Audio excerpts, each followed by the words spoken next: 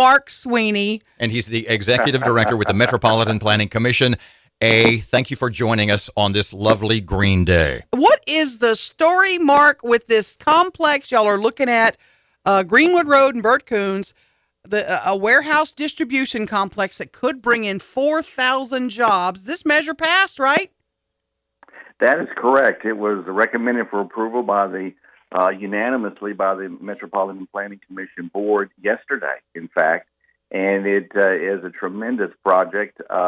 It has the potential of roughly 2.5 million square feet of new industrial warehouse distribution space in a planned industrial park, and that gives us the opportunity to possibly capture a really big employer for the Shreveport area. It would be a wonderful accomplishment. Pardon me, Mr. Mark. Now, we're talking about what was the old, God, I can't think of the name of it, but it's kind of the mall area. It was an outdoor mall. Like sports mall complex? Yeah, on the north side of correct. Greenwood Road, right? Tell us, what did it used to be? I forgot.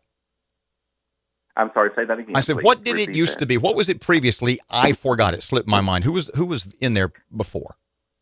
Actually, of course, this site that we're talking about is completely vacant. Mm-hmm. It's a heavily wooded site of 313 acres that backs up to that area that you're talking about. Okay. And so it's pristine, undeveloped property that has, if you remember back several years ago in 2011, there was an effort to try to capture Amazon to bring one of their distribution facilities there. And they weren't successful in getting them there, but that was the last time an attempt was made with this property. So, pardon me, this would not only refurbish, restore the facility that's currently in place, but it would expand greatly. There'd be a lot of building going on. Yes, there would be, and I want to just clarify for something. This is a property that's adjacent to that. Does not include that auto mall facility. Gotcha. This is all vacant land. Okay. Yes. So this would be all brand new development. Let me ask you this, because the developer doesn't come in and go through jump through your hoops and hurdles if he might not have a fish on the line. Do we think we have a fish with a bite? Or fishes? Well, I would say this. I understand that there are some really high potential possible, big employers that are looking at this. And what's really important here is that this is a designated spot by the Economic Development Organization with the state of Louisiana. They have a designation for this site. Plus, it has special designation under SWEPCO. So it's being marketed not only statewide but nationally to potential large end users. So, I mean, this is the largest single site on I-20 along the corridor from the Texas border to the Mississippi border that is available for this size of development and in this type of location near an interstate. Mark, would a client have to be in place before the building would start? Is the developer, is that sort of a necessity to make to make it happen?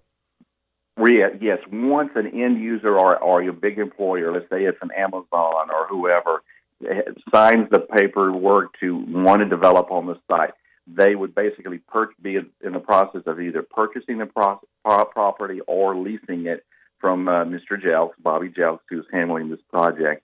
And that would be then initiate the opportunity to come through us again with a detailed site plan for development. Let me ask you this. We're talking with Mark Sweeney, who's executive director of the Metropolitan Planning Commission. Would this be a complex that would be used by one tenant, or could it be multiple tenants?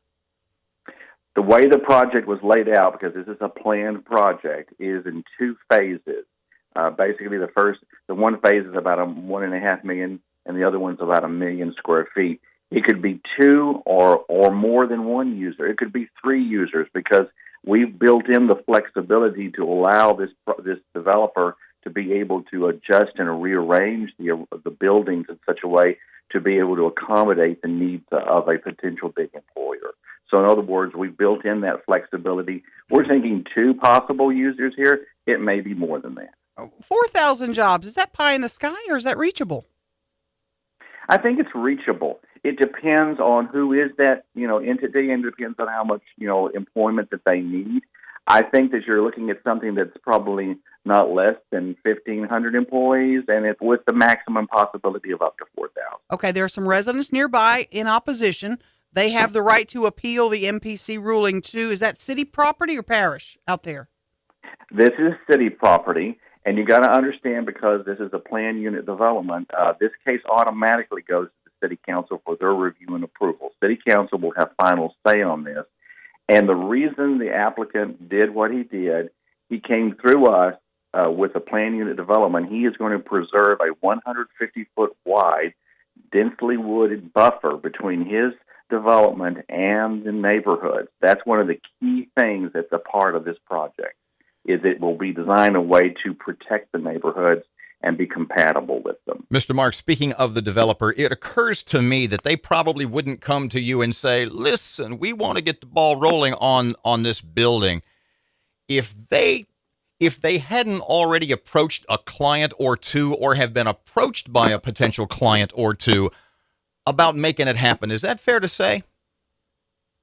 Well, I think that it would be fair to say that they've been very active already talking to people. And so all they're trying to do is lay the groundwork, because you've got to understand that in today's market, if you don't have your zoning in place, you don't have a plan in place and ready to move and go, you are usually out of the running for getting, a very highly sought after type employer.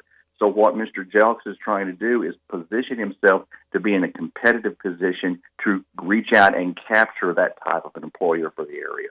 So that's why it's all so important that he gets all his ducks in a row so he can be at the starting line and ready to go. That's what's important here. Really big, good economic news for the area. Mark Sweeney with the Metropolitan Planning Commission. Thank you for joining us this morning.